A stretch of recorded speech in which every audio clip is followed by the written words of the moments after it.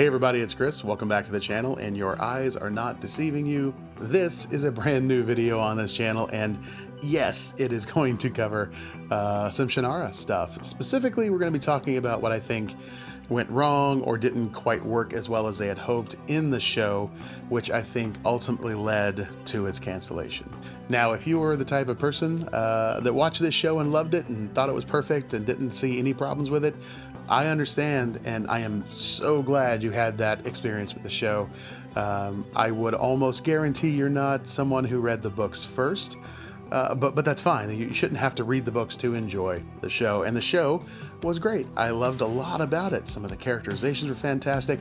Manu Bennett is now Al-Anon for me, even though he is nothing like he is described in the books, and really even wasn't written like he was in the books, but he did such an amazing job embodying, I think, the core of who Al-Anon is and why we all liked him, that he became Al-Anon for me. So this is not about digging on the show or trying to bring it down. I've been thinking a lot over the last couple of years about where they made changes that worked, and I've talked about those in my videos when I reviewed the show, but more importantly, where they made changes where I think it was a detriment to the overall story and success of the show. So we're going to cover three main areas where I think they made those changes and they didn't really work out the way they wanted. And let's just jump into it then. Okay, so like I said, I think there are three major areas where they made changes, additions, subtractions, complete twists to aspects of the story, and that it didn't really land the way they wanted. Those are the time frame the show was set in, or how far ahead in the future from our present day all the action was taking place.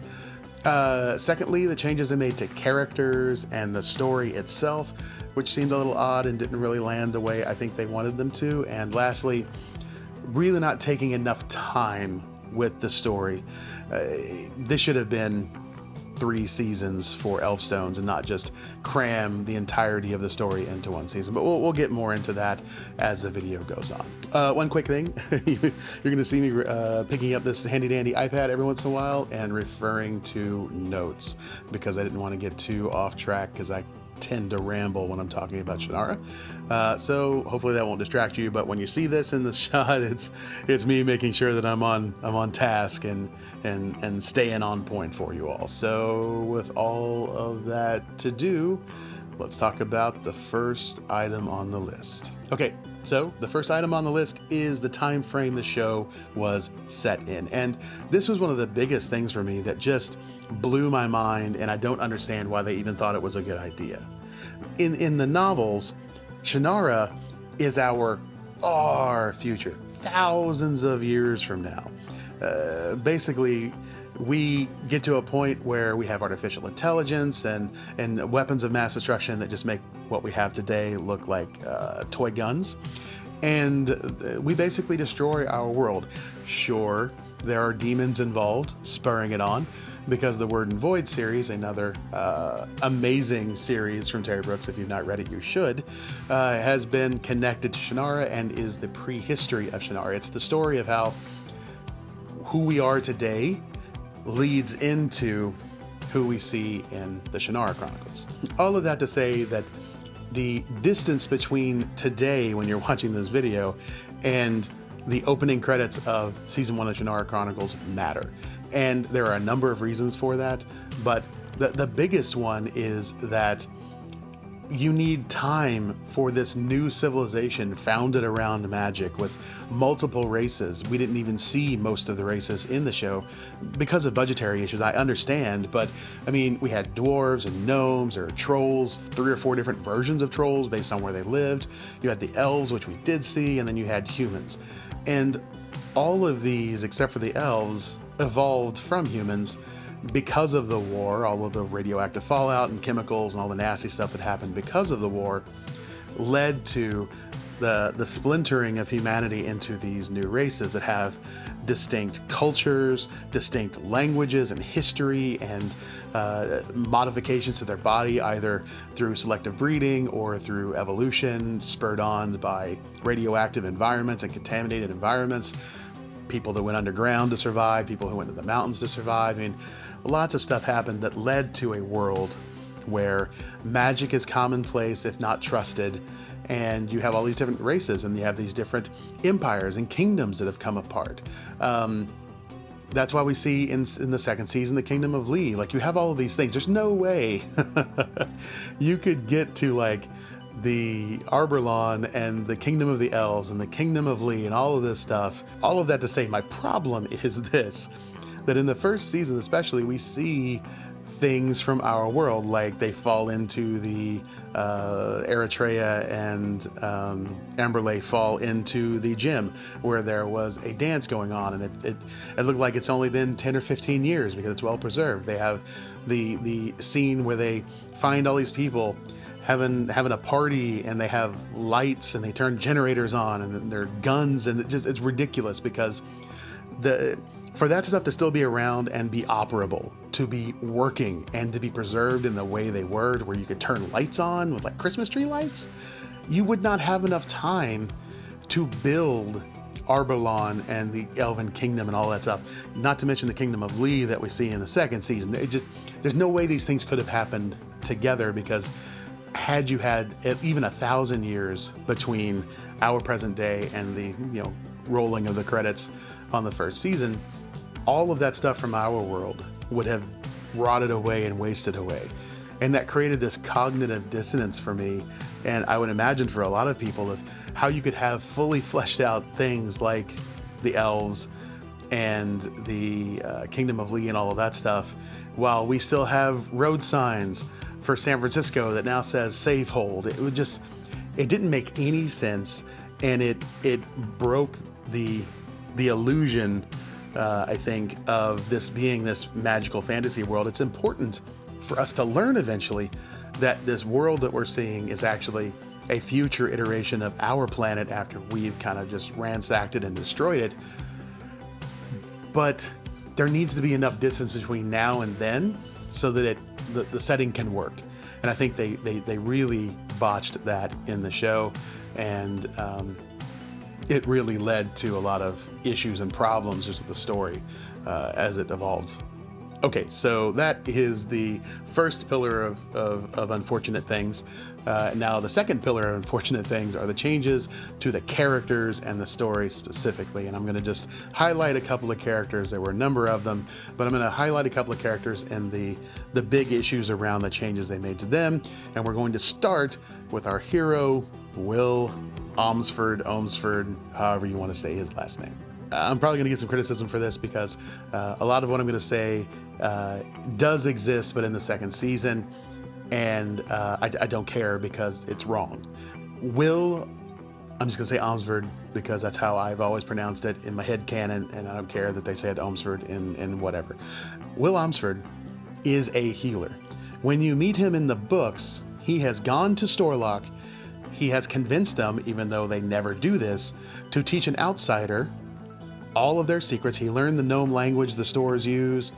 He is a fully fledged healer. His entire being, the motivation for his existence, is healing and helping people, which is critically important to his character in the story, because Elanon pops up out of nowhere, who was supposed to be dead because they didn't think he survived much after the events of Sword of Shannara, and asks him to protect Amberley on this journey to reinvigorating the Elcrease. And he's asking him to defend her from other creatures and other people, which means there is a better than not chance he's going to have to inflict harm and even kill people. And that is antithetical to his character and creates most of the motivation and the conflict internally in his character throughout the entire book. So much so that he uses the Elfstones early on and everything goes fine. It feels a little weird, and we find out later it's because his elven blood is too thin. He can use them, but it's not as easy as it would be for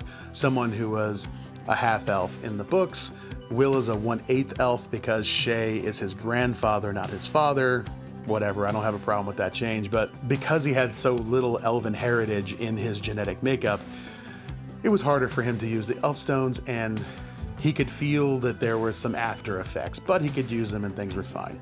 But the first time he used them in a defensive or offensive capability and saw the destruction that they could bring about, that they wrought on this thing, even though it was an evil, bad thing, it crippled him psychologically.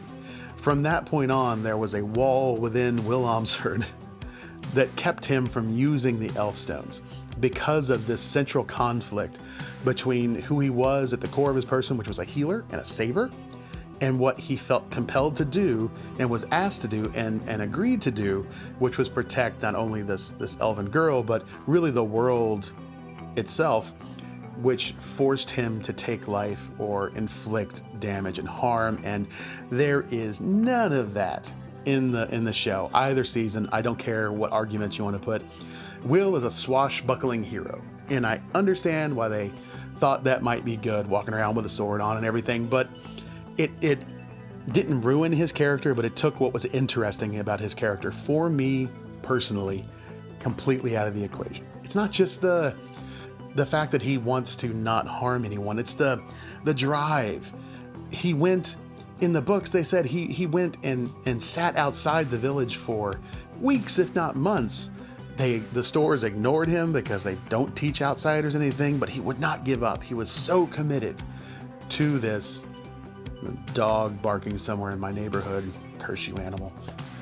Anyway, he was so committed to what he wanted to do, who he wanted to be, and how he wanted to change the world that nothing would stop him. And that also was missing from the character of Will in the show. And I think that it was a real miss there because there was so much story there, so much ability Austin Butler could have put into bringing that version of Will to the screen, where he was driven and committed, but fanatically driven towards healing and helping, and then falling in love with Amberley and knowing that to protect the woman he loves, he's going to have to inflict harm, even though it's something he swore he would never do. And every time he's called into action, it's this crisis of conscience that he has to fight through, and it cheapened the character for me. And that has nothing to do with Austin Butler, because he did the best job he could with what he was given. The core of who the character was ripped out for me, and that made him less compelling and less driving of a main character, especially for the first season. Okay, next we're going to talk briefly about Eritrea, who I thought, my God, such an amazing casting, such an incredible portrayal from the actress in that one, who I never say her name correctly. I'm going to flash it on the screen because I do not want to offend anyone, and I'm terrible with accents and all of that stuff. It's just not my thing. But she was a phenomenal actor for this role. But the changes they made for her were odd, in my opinion, and some of them I understand because, unfortunately, in the book, she was mostly there to complicate Will's life and Amberley's life, and end up being the one that he ends up with after Amberley sacrifices herself, becomes the Elcrease. Their relationship, their time is over, and Eritrea, who's loved him the whole time too, and he's had feelings for her off and on, is there to kind of pick up the pieces, and they end up falling deeply in love, having kids, all of that stuff. So they wanted to make her role more important and more interesting and less one-dimensional, and I applaud them for that, because when you have an actor of that caliber able to kind of embody those things, that you want to give them something real to work with. And I think they did a good job with that, with a few weird things that, again, just complicated stuff. The whole she needs to be there to activate the blood fire was, it was stupid.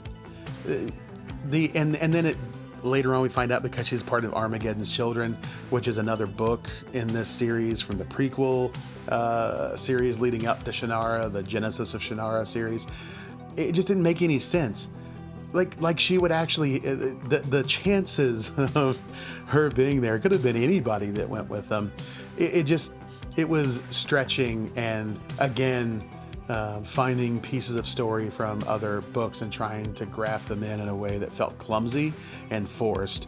And it was like Safehold being San Francisco, whatever, like that. It was just why. They didn't have to do it, and it cheapened things. It didn't make them any better. She was already complex. They gave her more motivation. She had agency on her own. It would have been fine just having her there and having the Bloodfire work the way it did in the book, which made way more sense and made things way easier to understand and didn't create strange loopholes and weird coincidences that had to happen for this all to work. So, not a fan. Next up, we're going to talk about the main bad guy, the Dag Damor. So, this was just dumb. And again, I'm sorry, it just was dumb.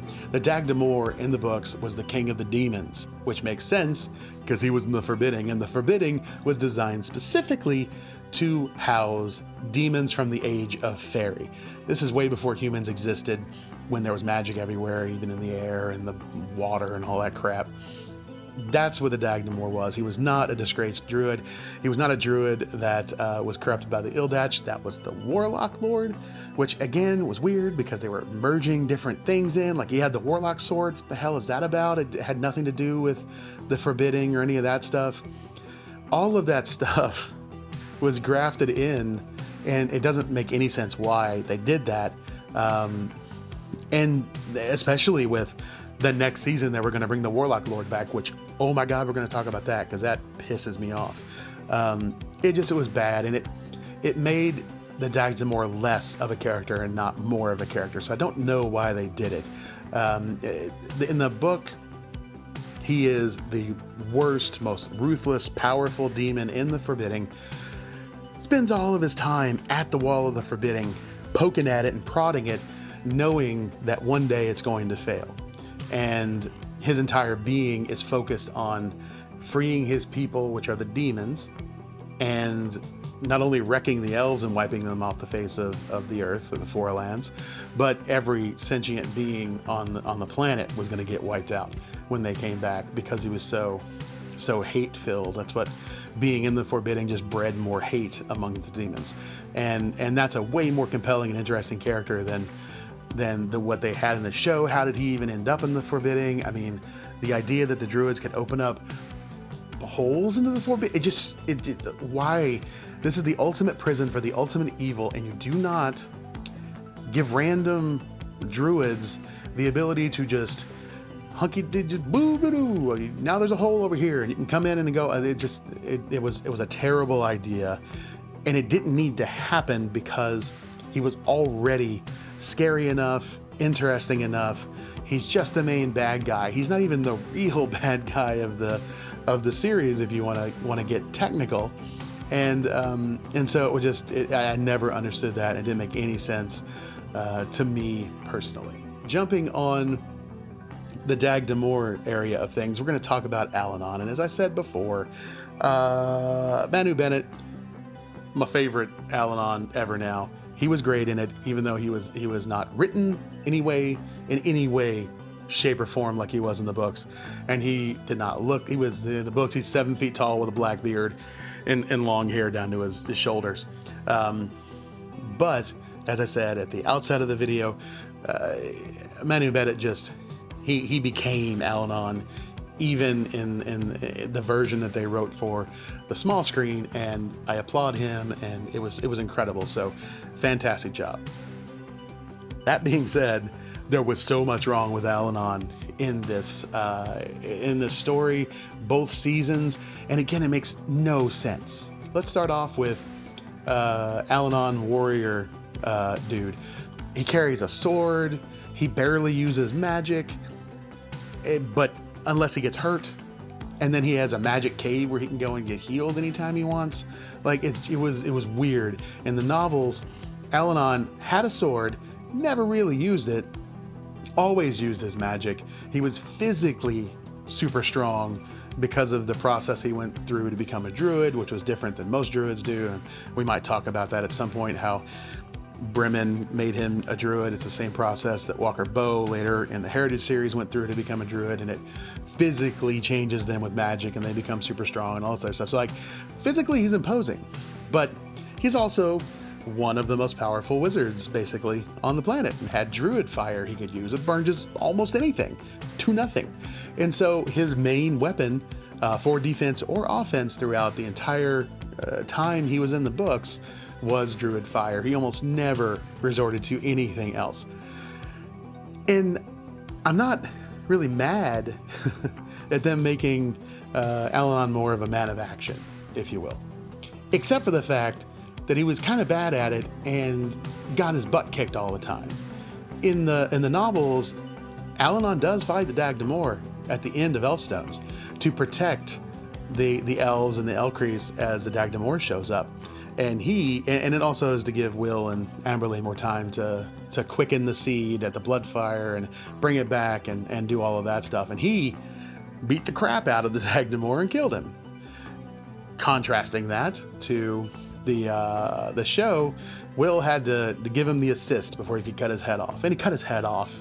He's a friggin' druid, and he didn't beat him with magic. It was ridiculous. And I mean, like, the Dagdamor didn't really use that much magic either. Just for a book and a series that revolves around magic, its uses, the price you have to pay, and how it never really works out the way you think it does. There was precious little magic in a lot of these things, and that was a bummer for me. But yeah, the Al-Anon not winning as many fights as he should have was a pain in the butt for me, and it just always rubbed me the wrong way, even though Manu Bennett was so amazing as Al-Anon.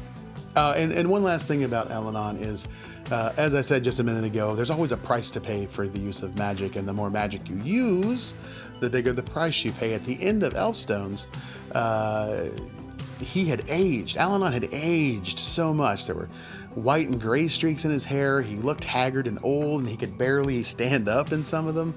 And there was none of that. Like, you get season 2, and he's like, cool, I'm good. I just went and took a nap, and let's go beat the Warlock Lord who's back again. Like, it really bugged me that there were no consequences for whatever use of magic they did, and the battle to save the world from the demons didn't just knock the wind out of Al-Anon like it should have. And it didn't make any sense, because it wouldn't have changed anything about season 2. He'd have been just like in the books, like, I'm sorry I didn't tell you everything I should have.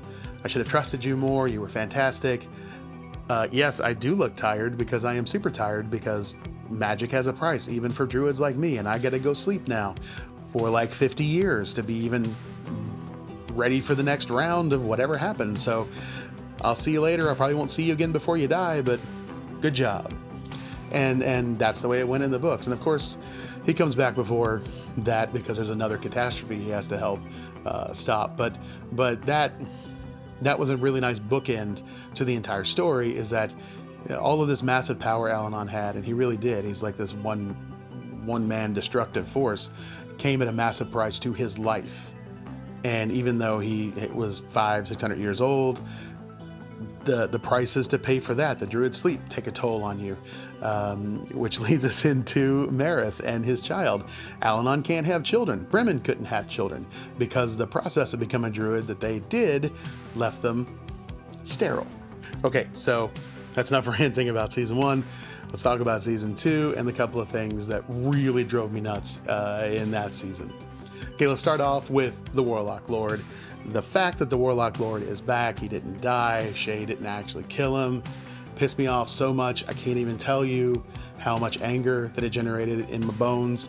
And just how dirty they did Shay in general, that he died a grumpy, a drunk that everyone hated, and he felt like he was a failure and all this other crap. Like, Shay was a hero and did amazing things, went back to Shady Vale, retired, and led a peaceful, wonderful life with Flick. And that just, why would you do that? Why would you do that to him? And then bring the Warlock Lord back. The entire point of the Sword of Shannara, the actual Sword of Shannara, is that if you use it correctly, he can't come back.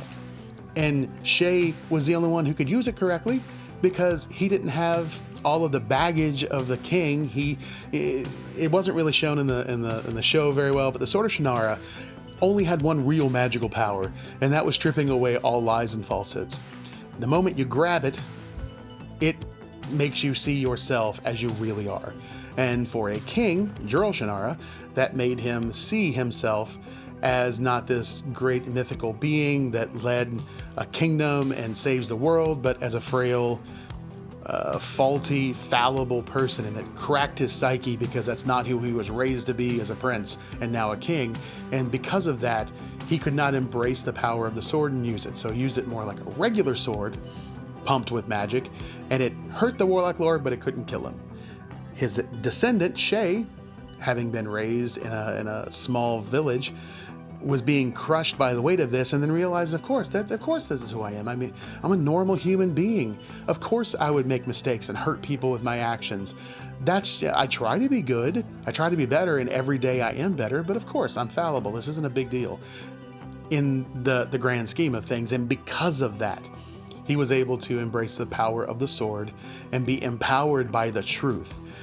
And at the end of the book, it's one of my favorite moments in that book, is that you find out the Warlock Lord, for all of his power, all of the things he can do, all of the crazy things he has done, is a living lie. He had been dead for centuries, and the magic that corrupted him had convinced him of this lie that he lived, and the sword stripped it away. And the moment it stripped it away, he couldn't be there anymore because he never was. He was dead the whole time, and he had to be confronted with it and couldn't hide from it. And the moment that happened, he was destroyed. The way they did it, Shay wasn't any better than Jurl. What was the point of it all? And then having Will to come back and do it, it was just made me so angry, because Shay is such an amazing character, and he didn't deserve to be made into a pariah who was drunk and was terrible to his wife and son. I don't understand, and it still pisses me off to this day, as you can see. So, okay, I want to talk about the Elfstones a little bit, because they were also just weird in the show. There are tons of different types of Elfstones. They have different sets of Elfstones. Most of the time they're in 3 for different aspects of the user. And you do have a couple like the Black Elfstone and the Loden, which is the White Elfstone, which were singular ones, but they were made for a specific purpose and kind of joined the 3 aspects into one stone. The Blue Elfstones are the Seeking Stones. The only reason they exist, their entire purpose, is to find things that have been lost or are hidden, or you just don't know where they are. That's it. They're called the Seeking Stones. They do have defensive and offensive capabilities to protect the bearer. They have blue fire, kind of like the Druid fire, which we see in the show. But that's a side thing. It's not the main purpose of them. Seeking and finding is the main purpose. The Black Elfstone was about absorbing magic and transferring it into the user. The Loden, the White Elfstone, was about shrinking Arborlawn down and storing it with all of its people inside the Elfstone so it can be transported easily. They have purposes, but then they have defensive and offensive capabilities built in just to protect the people. And so it was really weird the way they used the Elfstones in the second season. Will hallucinating Amberley with them and getting all of the sores on his arms and everything. I understand. I'm pretty sure what they were trying to do, because they made Will a half elf instead of a 1/8 elf. They were trying to set the stage for the changes that were happening to him inside with his genetics, which in his children manifest themselves as innate magic called the Wish Song. His use of the Elfstones in the books, when he shouldn't have been using them anymore because his blood was too thin and he used them so much, especially at the end, to kill the Grim Reaper kind of character, physically changed him genetically, and the magic kind of absorbed into his system, was passed on to his kids, and then from that point on, the Omsford family, every generation or 2, would manifest the Wish Song. But it was just weird the way that they did that. That whole thing didn't make any sense. If they wanted to have the Witch Song storyline at some point, I hope to God they were not trying to take the Witch Song and put it into Will as well, like he becomes the amalgamation of all of the magic stuff in the books. That would have been horrid in the 3rd season. But the only thing I can think of is they were trying to set the stage, because of the relationship with Marith, that their children would have the Witch Song, because she has magic as well. I think that's where they were going with it, and that's why you could see the sores, and it was obviously he was doing something to his body with the magic of the Elfstones. But it was just weird, and it was a bad use of the Elfstones, and Again, it was a weird grafting, I think, of storylines and features from other books and other characters into a main character. So let's talk about the Warlock Lord briefly. Him like becoming Al-Anon, like the twisted dark version of Al-Anon. I understand the point of it and what they were going for, but it made no sense. What was scary about the Warlock Lord in the books was that he was this disembodied, ghostly thing that had no actual form you could attack. He was everywhere and nowhere, and it was weird to have him be resurrected like he was, even that he could even be resurrected because Shay didn't finish the job. But then he becomes Al-Anon and starts attacking things the way he did. It was just a weird use of that character. I mean, if you're gonna bring him back, what they should have done is Bandon at the end of the first season has the Warlock Sword, and he could have used the Warlock Sword, could have taken him on a trip to find the Ildach and become the next Warlock Lord. That would have been a way better storyline if you're talking about creating a new storyline. Having Bandon, a character they created already that could have been interesting, become the next big bad menace. The failure of Al-Anon becoming the next destroyer of the Four Lands would have been way more interesting, a better use of that character, and it wouldn't have needed to destroy the legacy of Shay and his character and all he did to have the exact same story. You just take him out, take the Warlock Lord out, and you insert superpowered Bandon in, and you have the exact same story. So I don't understand why they did that, other than to piss me off. Lastly, I want to talk about another thing that really led to the demise of the show, and that is network shenanigans. Unfortunately, our beloved show skipped networks a couple of times, and by the time you get to the second season, it's on a network that does not care about them or this type of show at all, and did not advertise it, kept changing the day it was shown on, and they wanted it to die and did everything they could short of being out there going, we hate this show, we want it to die. They did anything they could to make it die. And when it became an issue of, is the show going to be renewed or not, it was easy for them to go, oh, well, the ratings are bad, and blah, blah, blah. I mean, they cut the budget to it, so the budget wasn't even there anymore. It was just, it was a bad deal. And the moment it moved to that network, it was kind of written in the stars, it would be gone. Okay, that's it for me on this one. Like I said, a lot of ranting, and I'm sure it seems like I didn't like this show, but I did. I thought it was great. They did a great job with what they had. I just feel like these are the places that they made changes that didn't make any sense, and had they not made them, the show would have been significantly better, more coherent, and possibly have a better shot of keeping going. So I am going to do another video like this. I'm going to talk about what I thought they did super well, what they changed that made the story better and made the show better, because it's not all doom and gloom and clouds. There were some really amazing things in there as well. And to be fair, I want to balance this out with those as well. But like I said, it's been on my mind for a while, and I wanted to share it with you and see what you think. So with that, I'll just say, if you like the video, give it a thumbs up. If you didn't like it, give it a thumbs down. It's a free internet. I won't hold it against you. And if you have any questions, comments, or concerns, you can put them in the comments below, and I will see you guys in the next video. Bye-bye.